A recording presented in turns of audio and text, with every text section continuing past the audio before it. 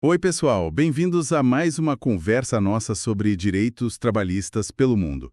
Hoje a gente olha para o Canadá. Isso aí, um destino que tá bem popular, né? Especialmente para brasileiros qualificados. E eles têm essa fama de serem abertos à imigração. Exato. Vamos comparar um pouco com o Brasil, ver como funcionam as coisas por lá. Jornada, salário, essas coisas. Ah, importante dizer, quem selecionou o material para essa nossa análise foi o contador e professor Luciano de Abreu. E vale lembrar também, né? As vozes aqui são geradas por inteligência artificial. Isso mesmo. Bom, a ideia é dar um panorama geral, sabe? Das diferenças, semelhanças, jornada, salário, benefícios, para quem tem interesse, seja por estudo, curiosidade ou até para planejar a carreira lá fora. Perfeito. Então vamos começar pela jornada. Lá no Canadá o padrão é 40 horas por semana, né? Isso, 40 horas. Mas o que chama a atenção é a flexibilidade. Tem muito trabalho de meio período, o part-time, bem comum.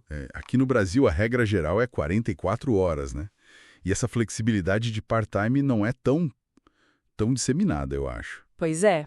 E isso reflete no pagamento. Lá o normal é calcular por hora trabalhada. O salário mínimo varia por província, mas está ali na casa dos 16, 17 dólares canadenses por hora. Por hora. E o pagamento? Geralmente semanal ou quinzenal. Bem diferente do nosso pagamento mensal, né? É semanal, nossa. E as horas extras? Essa é uma dúvida comum. Como funciona lá? Tem adicional? Então, a regra geral é pagar a hora normal. Todo o tempo trabalhado entra no cálculo, mas pelo valor da hora normal, sem aquele adicional que a gente tem aqui. Não tem banco de horas também, normalmente. Ah, entendi. Mas e se trabalhar num feriado? Aí sim. Em feriados trabalhados costuma ter um acréscimo, algo tipo 50% a mais. Certo. É uma lógica diferente, né? Talvez porque o salário hora já seja mais robusto. Exato. A ideia é que o poder de compra da hora normal já seja bom. E, falando em dinheiro, os benefícios, aí a diferença fica bem grande para o Brasil. Aqui a gente tem aquela lista, né? 13º, FGTS, às vezes vale transporte, refeição, muitos previstos em lei ou acordo. Isso. No Canadá, o foco é mais nesse salário mínimo com bom poder de compra. Benefícios extras, tipo plano de saúde complementar, ajuda para estudo, isso depende muito mais da negociação com a empresa. Não é tão garantido por lei como aqui. Entendi. É mais na base da negociação individual ou coletiva, talvez pelos sindicatos. Exatamente. Os sindicatos lá costumam ser fortes. E isso aparece nas férias também. Como assim?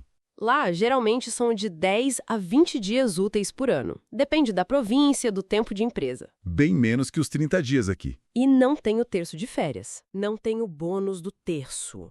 Mas tem o vacation pay. É um valor tipo 4% do salário, que vai sendo pago junto com o salário normal, ou então é pago quando a pessoa sai de férias.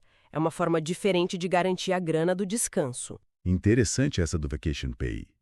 Agora, um ponto que me parece bem diferente. Licença parental. Ah, sim. Essa é uma diferença enorme. Pode chegar a 1 ano, é isso? É compartilhado entre mãe e pai. Exatamente. Tem a pregnancy leave para mãe, que pode ir até umas 17 semanas, e depois tem a parental leave, que pode ser dividida entre os pais até 35 semanas. E o governo paga uma parte do salário nesse período. Nossa, 1 ano. Comparado com o Brasil, onde é bem mais curto e muito focado na mãe ainda, né? É uma mudança cultural gigantesca. Sem dúvida. Impacta muito a dinâmica familiar, a divisão de tarefas. Outro ponto diferente é a licença médica. Como funciona se alguém fica doente? Olha, a regra geral é que o empregador não precisa pagar pelos dias de ausência por doença comum.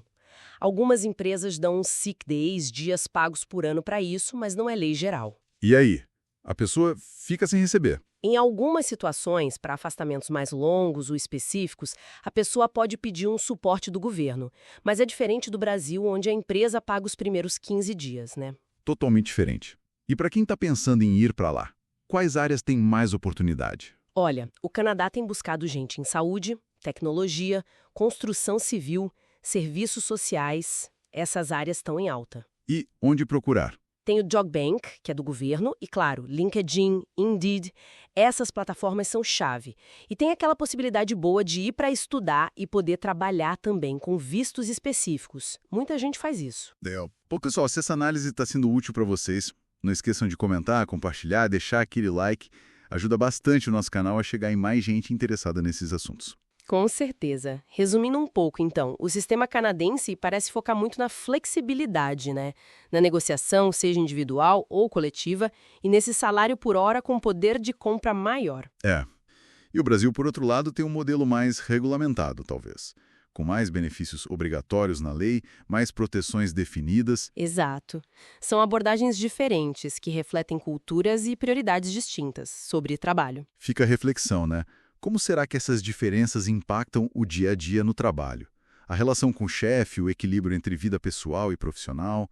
O que pesa mais para quem vive lá ou aqui? Ótima pergunta. E a gente adoraria saber o que vocês acharam dessa nossa conversa. Deixem aí nos comentários. E se tiverem sugestões de outros países ou temas para a gente explorar, manda para a gente também. É isso aí. A participação de vocês é muito importante. Obrigado pela companhia e até a próxima.